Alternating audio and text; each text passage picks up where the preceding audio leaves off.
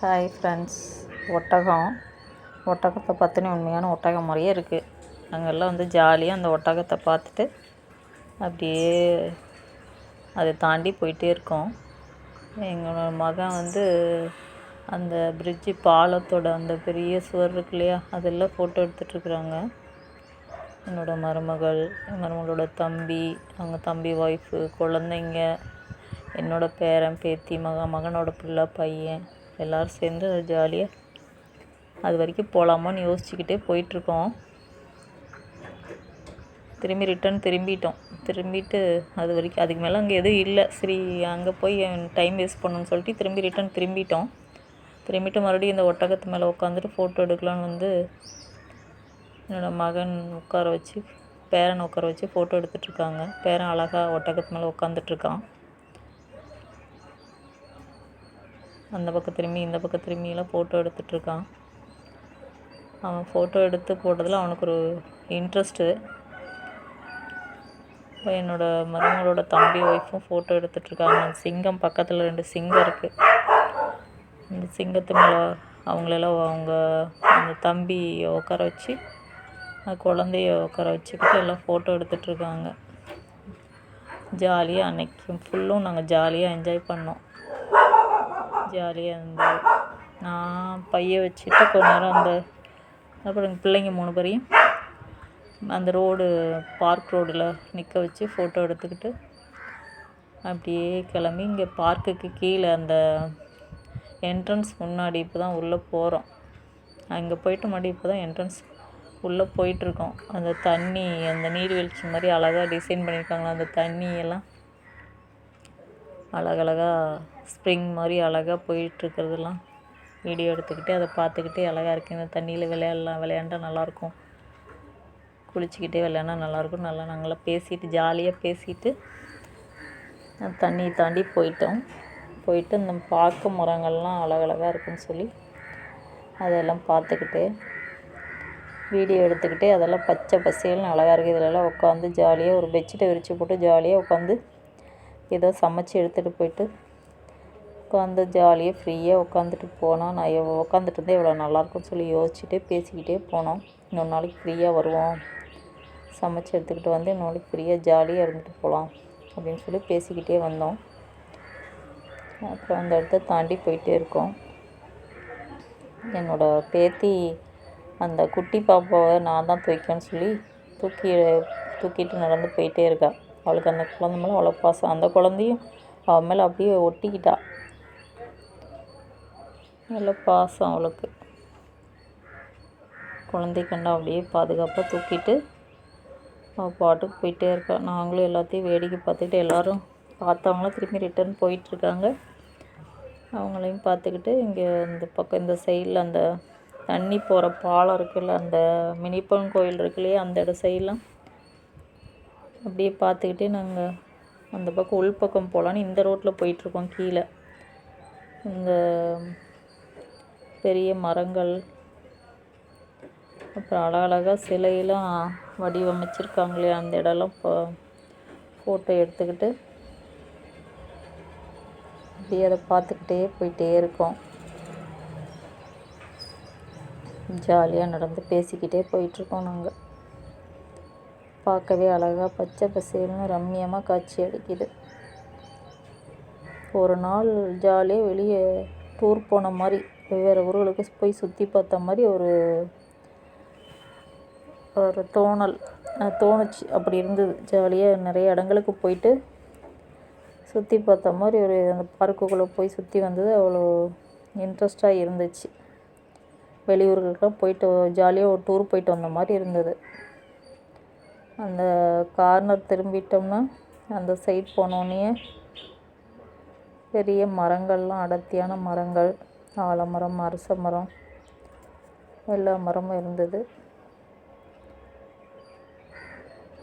போயிட்டே நாங்கள் பேசிக்கிட்டு இங்கே ஒரு காட்டு எருமை மாதிரி ஒன்று வடிவம் வச்சுருக்காங்க. அது அழகாக இருந்தது. அதையும் ஃபோட்டோ எடுத்துக்கிட்டு அப்புறம் அந்த ஆறுகள் அந்த சைடு அதை சொன்னேன், இந்த பக்கம் அந்த ஆறு போதில் அந்த தண்ணி, வாய்க்கால் தண்ணி அதில் எல்லாம் குளிச்சிட்டு இருந்தாங்க. அதை பார்க்க அழகாக எல்லாம் ஜாலியாக என்ஜாய் பண்ணிகிட்டு இருந்தாங்க. அதை நாங்கள் இங்கே நின்றுட்டு வேடிக்கை பார்த்துட்ருந்தோம். வேடிக்கை பார்த்து ஃபோட்டோ எடுத்துக்கிட்டு அப்புறம் ரிட்டர்ன் திரும்பிட்டு மரங்கள்லாம் ஃபோட்டோ எடுத்துகிட்டு அப்படியே இந்த பக்கம் அந்த சிலைகள்லாம் வடிவமைச்சிருக்காங்க அழகழகாக. அது என்ன சிலைன்னு சொல்ல தெரியல, ஆனால் அழகழகாக வடிவமைச்சிருக்காங்க. என்ன பேர்லாம் தெரியல, ஆனால் அழகாக இருக்குது. அழகாக பெயிண்டில் அடித்து அழகாக வடிவமைச்சிருக்கிறாங்க. இந்த பக்கம் வந்து கீழே ஒரு இறங்கி போனோம், ஆறை பார்க்கலான்னு சொல்லி கீழே போனோம். அதுக்குள்ளே யாரோ வந்து செக்யூரிட்டி மாதிரி வந்தாங்க. சரி பயந்துக்கிட்டு நாங்கள் திரும்பிட்டோம். ஆனால் பார்க்க அது வரைக்கும் போனோம்.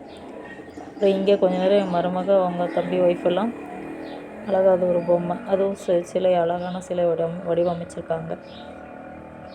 அப்புறம் அவங்க பிரியாவும் அந்த பாப்பா பேர் ஸ்வேதாவும் ஜாலியாக நின்று ஒரு ஃபோட்டோ ஃப்ரீயாக ஃபோட்டோவில் எடுத்தோம்.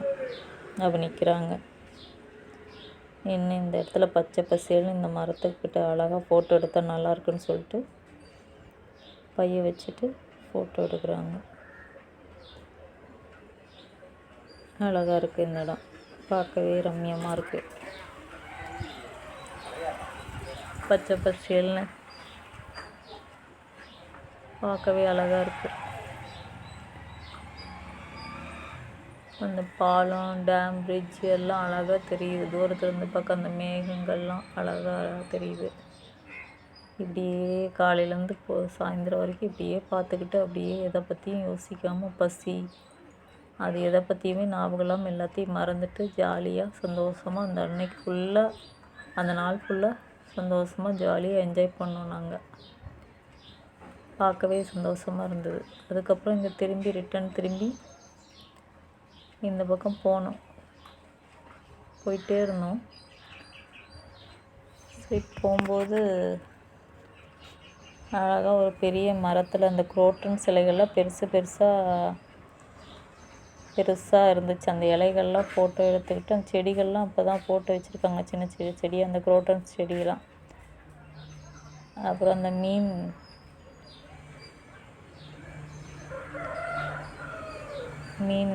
கலர் மீன்லாம் வச்சுருக்காங்களே, அந்த இடத்துக்கு வந்துட்டோம்.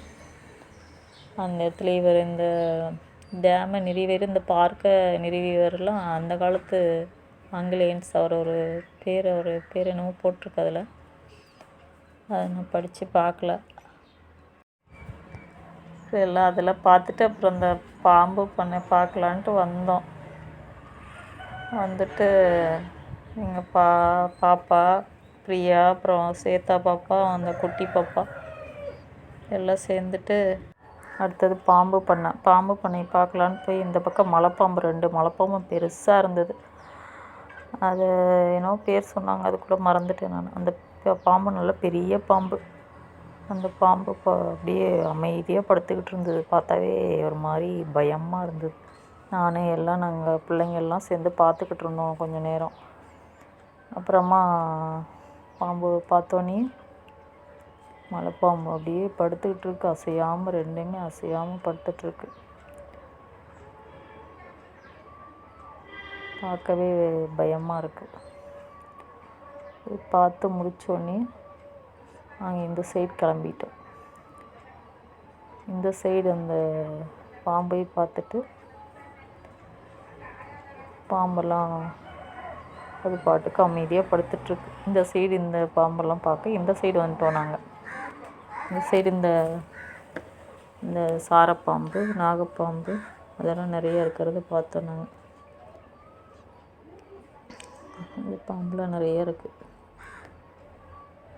மலைப்பாம்பு அப்படியே அசையாமல் படுத்துட்ருக்கு. பாம்பெல்லாம் அந்த படிக்கட்டு மேலெலாம் நிறைய பாம்பு படுத்துட்ருக்கு.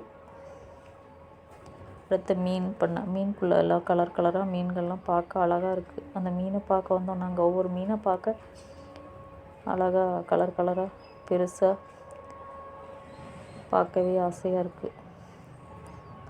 மீன்கள்லாம் அதுக்கு அவங்க பாட்டுக்கு அப்படியே நீந்திகிட்ருக்காங்க. டிஃப்ரெண்ட்டான மீன்கள்லாம் பார்க்கவே ஆச்சரியமான மீன்கள்.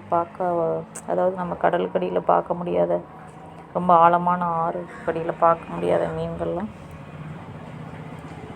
பார்க்கவே அழகாக ரம்மியமாக இருக்குது. கலர் கலராக இந்த மாதிரி மீன்கள்லாம் இருக்குமாங்கிறதே நான்லாம் என்னோடய காலத்துலலாம் நான் இந்த மாதிரிலாம் அவ்வளோ டீப்பாக யோசித்ததில்ல, பார்த்ததும் கிடையாது. ஆனால் இப்போ தான் வந்து இந்த அளவுக்குலாம் இருக்கா அப்படிங்கிறது நான் பார்க்குறேன். எனக்கே ஆச்சரியமாக இருக்குது. ஆனால் என்னோடய சின்ன வயசுலலாம் கூட இந்த மாதிரி நான் வந்தோடனே இவ்வளோ தூரம் நான் ஆழ்ந்து இந்த மாதிரி மீன்கள்லாம் இந்த மாதிரிலாம் இருக்கா அப்படின்னு யோசித்தது கிடையாது. ஆனால் இப்போல்லாம் நான் பார்க்கவே பரவாயில்லையே, டிஃப்ரெண்ட்டான நிறையா மீன்கள்லாம் இருக்குது, ஆழமான ஆறுகளுக்கு அடியில் இருக்குது அப்படின்னு சொல்லி பார்த்து முடித்தோம். எல்லாத்தையும் பார்த்தோன்னே அழகழகாக இருக்குது. என்னோட பேத்தி மகனோட பொண்ணும் வந்திருந்தா. அவள் தான் எனக்கு கூட துணைக்கு வந்தா. அவங்களாம் வேறு பக்கம் தூரியாட போயிட்டாங்க. ஆனால் அவளும் பார்த்தோம். அழகழகாக மீன் இருந்தது. எல்லா மீனையும் ஃபோட்டோ எடுத்துகிட்டு ஒவ்வொன்றும் ஃபோட்டோ எடுத்து எப்படி இருக்குது பார்த்து ஆச்சரியப்பட்டேன். நான் எல்லாம் பார்த்து முடிச்சுட்டு பேத்தி இன்னும் கொஞ்ச நேரம் பார்க்குறேன்னு சொல்லி பார்த்துக்கிட்டு இருந்தான். எல்லா மீனையும் பார்த்தோம். அழகழகாக இருக்குது, பார்க்கவே அழகாக இருக்குது. அது இந்த தொட்டியில் வச்சு எவ்வளோ அவங்க சிரமப்பட்டு இது எல்லோரும் மக்கள் பார்க்கணுங்கிறதுக்காகவே எல்லாம் கேர் எடுத்து அதெல்லாம் கவனிச்சிக்கிட்டு அதுக்கு வேணுங்கிற ஆகாரம்லாம் போட்டுக்கிட்டு பார்த்து பராமரிக்கிறாங்களே, அவங்களுக்கு நம்ம வந்து வணக்கம் சொல்லணும். அந்த அளவுக்கு அவங்க மீனை பராமரிக்கிறாங்க. அப்புறம் அதை விட்டு வெளியே வெளியே வரல. அதுக்கப்புறம் அந்த ஆமை ஒன்று இருந்துச்சு, அந்த தொட்டிக்குள்ளே ஆமையும் ஒரு பெரிய, அது என்ன மீனுன்னு தெரியல, நல்லா பெருசாக இருந்தது அந்த மீன். ஆமை அப்படியே அசையாமல் படுத்துட்டு இருந்துச்சு. ஊரில் பார்த்து முடிச்சிட்டோம், அவ்வளோதான்.